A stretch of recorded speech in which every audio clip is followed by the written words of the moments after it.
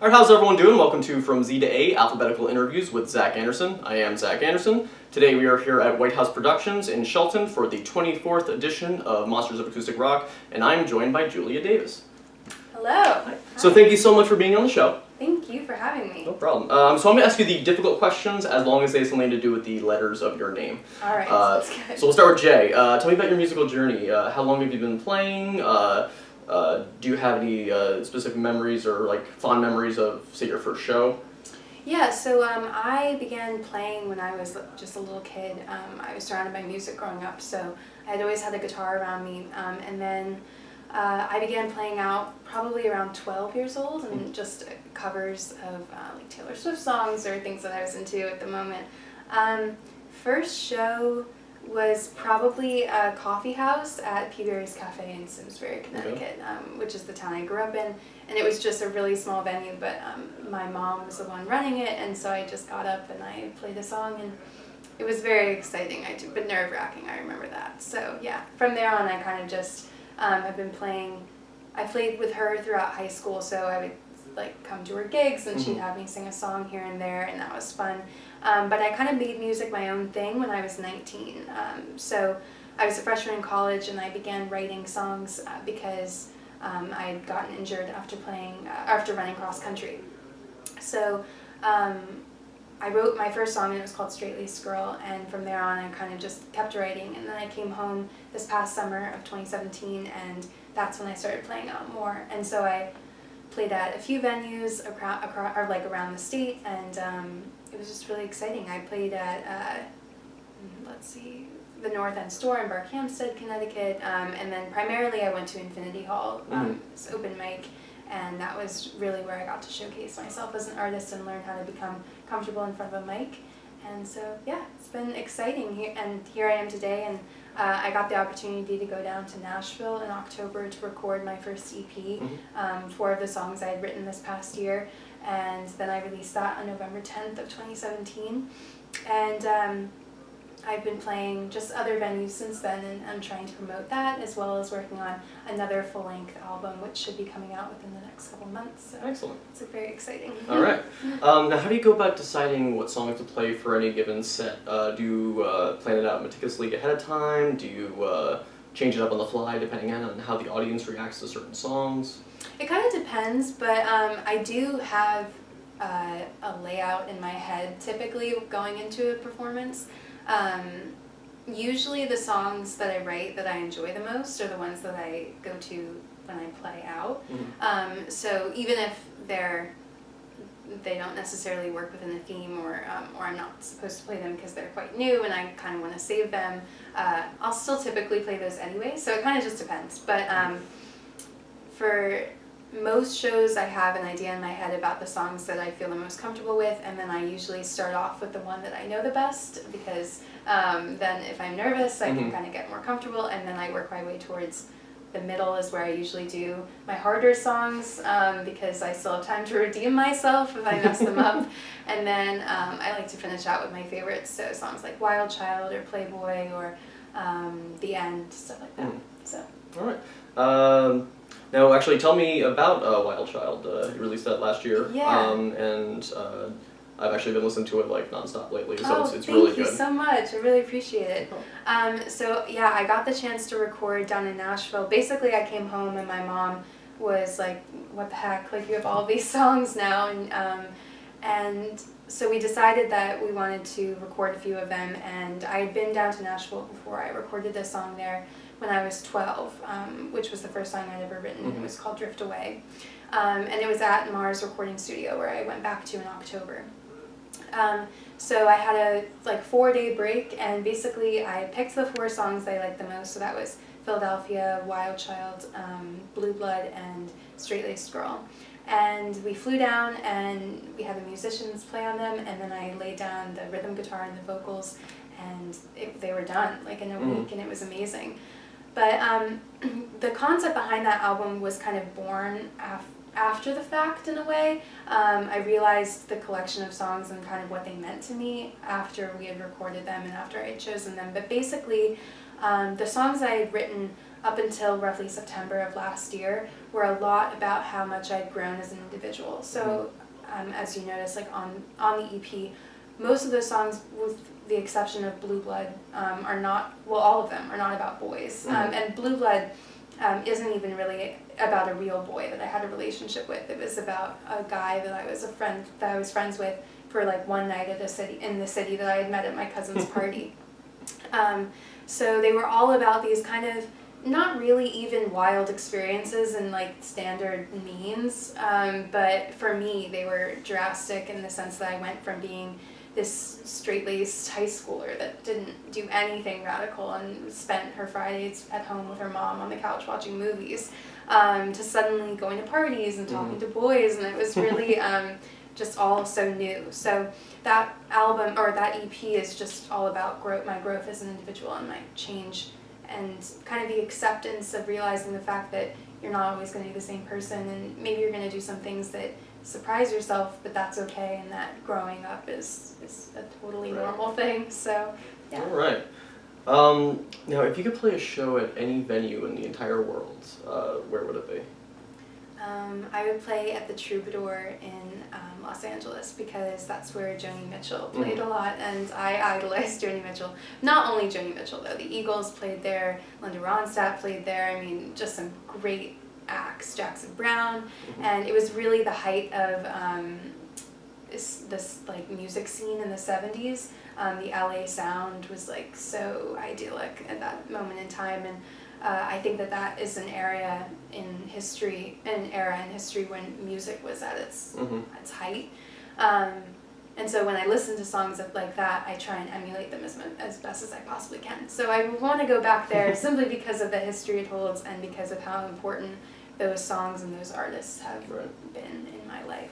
Well, that kind of leads into the next question. You mentioned a few of them, but other influences or inspirational artists? Yeah, so one of the things that I had the opportunity of growing up was to listen to really great music, because my mom herself loves great music. So I grew up listening to artists like Sheryl Crow and Amy Mann religiously, and I absolutely love Amy Mann. So I would say that the most influential person on my writing has been Amy Mann, because she's jaded but so clever in her lyrics, and I love her songs so much, and I definitely idolize her.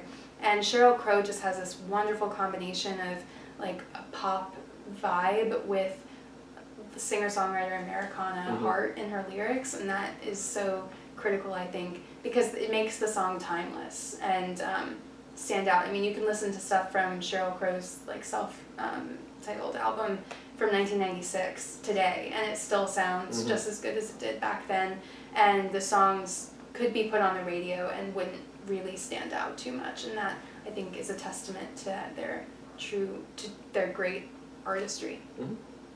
Awesome. Now, your songwriting process, how do you go about writing songs? Do you tend to start with lyrics or music? Does it vary song to song? It does kind of vary song to song, but recently the songs that I've written, I usually start with a melody first, and then I apply lyrics over that. But I've done it differently over the past year that I've been writing.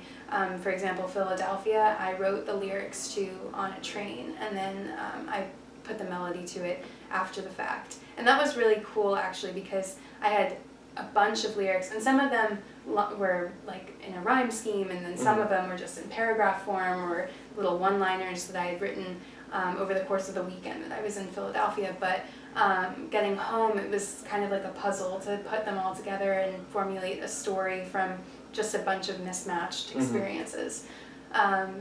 So that one, I think, turned out really well, but I'm not usually that good about writing songs that way. So I usually write songs after an experience has happened, and I write about the most recent thing to happen to me more often than not. So when it's still fresh in my mind is typically when I turn to my guitar, and that's when I have the most to say about it.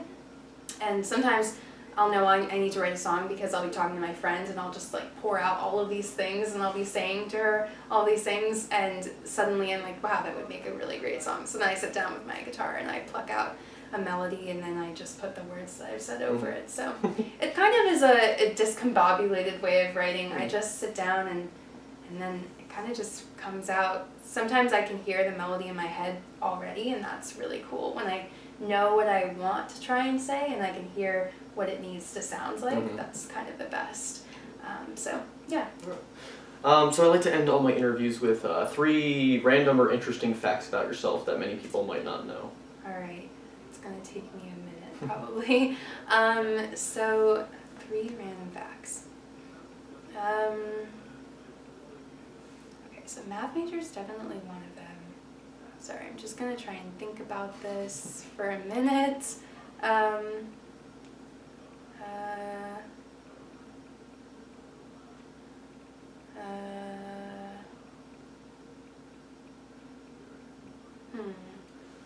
Sorry. No worries. No, going along with the math major, is there do you have a particular fondness of one type of math over others, or? I prefer algebra, I think, over anything else, but honestly, I kind of enjoy it all. I really hated math in high school, actually, which is funny because now I'm a math major and I do it all the time. But I chose the college I'm at, Hamilton, because there is no set curriculum, so I didn't have to take math if I didn't want to. And I remember leaving my pre-calc class the last day of senior year and being like, bye, Mr. But I shouldn't say it's Corbett. I mean, he'll probably never see this. But bye, Mr. Corbett. Like, I'm never taking math again. And he was like, well, okay, bye, Julia. And then I ended up in a Calc 1 class second semester freshman year because I thought I needed to take it for government, and it turns out I did not. I needed to take statistics, but not calculus. And then I got a really good grade in it, and I kind of realized that I am good at math, even though I had doubted myself completely. And so I took Calc 2 the next semester, and then here we are. And I'm in linear algebra, and I think this is the class I enjoy the most, so probably algebra, I'd have to say. All right. But, okay, what else? Okay, so the 3 interesting facts nobody probably knows about me. I was born in Arizona, actually, so that's kind of interesting. My parents met out there when my mom was on the Lilith Fair tour. So fun fact number 1.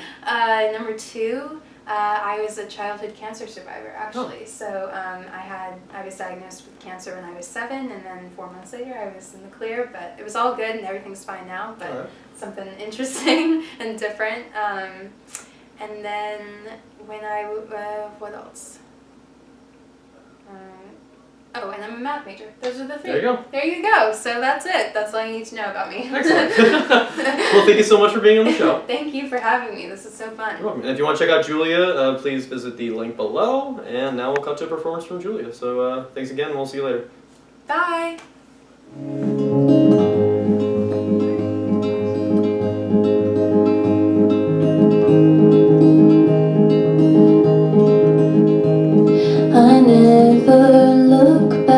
Been there twice, I've seen the sights to see. An old attraction that's worn down with signs you cannot read. I've walked those streets until my feet began to bleed. The girl I see gave up her love so carelessly. These painful moments live long lives. I'm learning how to grow. It's effervescent lullabies that always stop the show. I'll move along and carry words of what went wrong,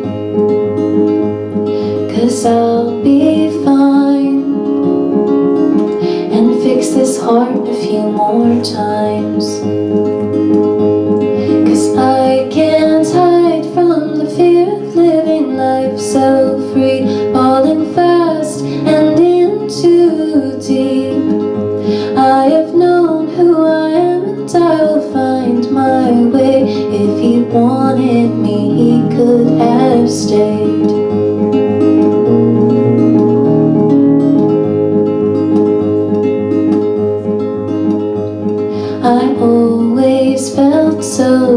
close with him, the strings and sheets we shared.